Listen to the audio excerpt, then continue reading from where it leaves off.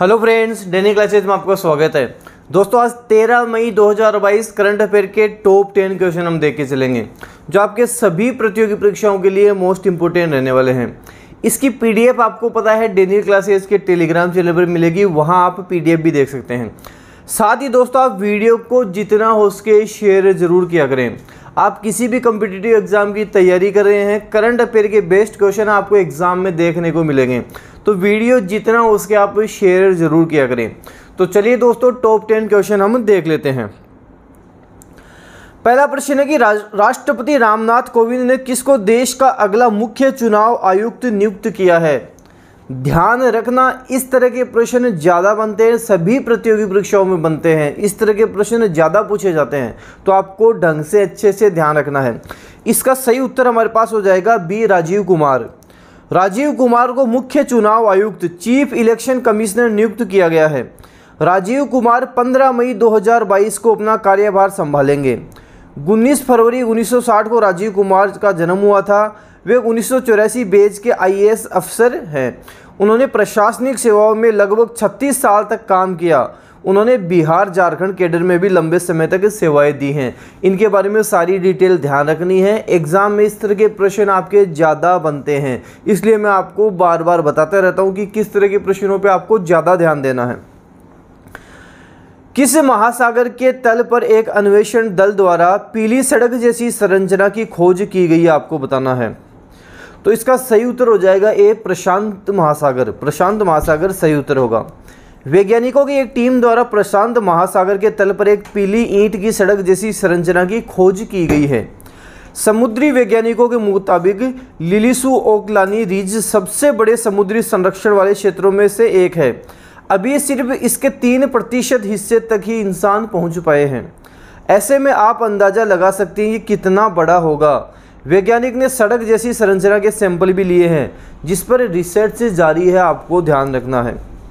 अगला प्रश्न देखते हैं कि किस देश ने हाल ही में कोविड-19 के पहले मामले की पुष्टि की है। उत्तरी कोरिया ने की है, साउथ कोरिया ने किया, आपको ध्यान रखना है। उत्तर कोरिया ने हाल ही में कोविड-19 के अपने पहले मामले की पुष्टि की है। उत्तर कोरिया ने कोरोना के पहले मामले की पुष्टि के साथ ही देश भर में गंभीर राष्ट्रीय आपातकाल घोषित कर दिया है। बता दें कि देश उत्तर कोरिया के तानाशाह किम जोंग उन ने देश भर में लॉकडाउन लगाने का आदेश दिया है। उत्तर कोरिया में कोविड-19 वैश्विक महामारी फैलने के 2 साल से अधिक समय बाद संक्रमण के पहले केस की पुष्टि हुई है। मतलब 2 साल तक कोई केस नहीं आया है, अब यहाँ जाकर कोरोना का केस आया है, तो अब यहाँ पे लॉकडाउन लगाया गया है, आपातकाल लगा दिया गया है। हाल ही में राष्ट्रपति ने रक्षा अलंकरण समारोह चरण फर्स्ट में भारतीय सेना के कितने जवानों को देश के तीसरे सबसे बड़े वीरता पुरस्कार शौर्य चक्र से सम्मानित किया है, आपको बताना है। तो 13 जवानों को किया है, ऑप्शन फर्स्ट 13। हाल ही में राष्ट्रपति ने रक्षा अलंकरण समारोह चरण फर्स्ट में भारतीय सेना के 13 जवानों को देश के तीसरे सबसे बड़े वीरता पुरस्कार शौर्य चक्र से सम्मानित किया है। इनमें से 6 जवानों को मरणोपरांत सम्मानित किया गया है। आज़ादी प्राप्ति के पश्चात पहले 3 वीरता पुरस्कार नामक परमवीर चक्र, महावीर चक्र एवं वीर चक्र भारत सरकार द्वारा 26 जनवरी 1950 को प्रारंभ किए गए थे, जिनको 15 अगस्त 1947 से प्रभावी माना गया है। अगला प्रश्न है कि निम्न में से किस कंपनी ने अपनी 2 सॉफ्टवेयर कंपनियों लार्सन एंड टूब्रो इन्फोटेक और माइंडट्री के विलय की घोषणा की है, आपको बताना है। तो ऑप्शन डी सही हो जाएगा, Larsen and Toubro. Larsen and Toubro ने हाल ही में अपनी 2 सॉफ्टवेयर कंपनियों लार्सन एंड टूब्रो इन्फोटेक और माइंडट्री के विलय की घोषणा की है। लार्सन एंड टूब्रो इन्फोटेक का बाजार पूंजीकरण 1.03 लाख करोड़ रुपए है, जबकि माइंडट्री का बाजार पूंजीकरण 65,285 करोड़ रुपए है। इस विलय के बाद यह संयुक्त इकाई LTIMINDTRW बन जाएगी, आपको ध्यान रखना है। अगला है कि वित्त मंत्रालय ने हाल ही में कितने राज्यों को 1183.42 करोड़ रुपए का राजस्व घाटा अनुदान जारी किया है। कितने राज्यों को किया है? 14 राज्यों को किया है, आपको ध्यान रखना है। व्यय विभाग वित्त मंत्रालय ने हाल ही में 14 राज्यों को 1183.42 करोड़ रुपए का राजस्व घाटा अनुदान जारी किया है। यह राज्यों को पोस्ट डेवोल्यूशन रेवेन्यू डेफिसिट अनुदान की दूसरी मासिक किस्त है। ये 14 राज्य आंध्र प्रदेश, असम, हिमाचल प्रदेश, केरल, मणिपुर, मेघालय, मिजोरम, नागालैंड, पंजाब, राजस्थान, सिक्किम, त्रिपुरा, उत्तराखंड और पश्चिमी बंगाल। आपको ध्यान रखना है। अगला प्रश्न है 7वां प्रश्न हमारे पास कि 24वें मुख्य बधिर ओलंपिक में निशानेबाजी में अभिनव देशवाल ने कौन सा मेडल जीता है। आपको पता है मेडल से संबंधित प्रश्न आपके एग्जाम में ज़्यादा बनते हैं, तो हम बात करेंगे गोल्ड मेडल इन्होंने जीता। ऑप्शन फर्स्ट सही हो जाएगा। 24वें मुख्य बधिर ओलंपिक में निशानेबाजी में अभिनव देशवाल ने देश के लिए दूसरा गोल्ड मेडल जीता है। शूट ऑफ में गोल्ड मेडल जीतने से पहले वह सिल्वर मेडल जीतने वाले यूक्रेनियन ओलेक्सी लेजेबनिक के साथ बराबरी पर थे। तो हमारे पास ऑप्शन फर्स्ट सही हो जाएगा, गोल्ड मेडल इन्होंने जीता है। अगला है कि यू सुक योल ने हाल ही में किस देश के 13वें राष्ट्रपति के रूप में शपथ ले ली है।